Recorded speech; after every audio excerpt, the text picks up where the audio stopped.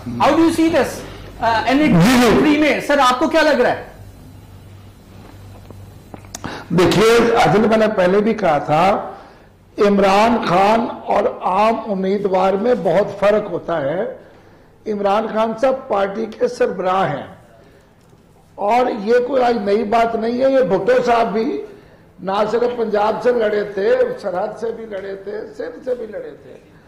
ये एक रिवायत चली आ रही है कि पार्टी लीडर एक से ज्यादा सीटों से लड़ता है। इमरान खान साहब एक आम मुकामी लीडर की तरह टाइम नहीं दे सकते।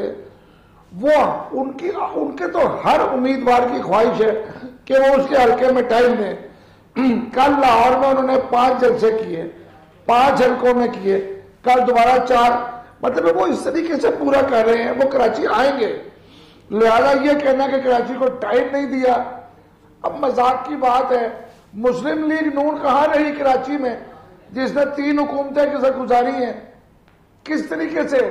और एमएमए आज ये बात कर रही है, अगर इन्होंने बहुत रेवोल्यूशनरी काम किया था 2002 से लेके 2001 से 2004 में, तो उसके बाद कहां नजर आ रहे हैं? ये लाहौर जमात इस्लामी का अपना शहर है, यहां इनको 2-2 हजार 1,500 हजार वोट मिल रहा है सीटों पे।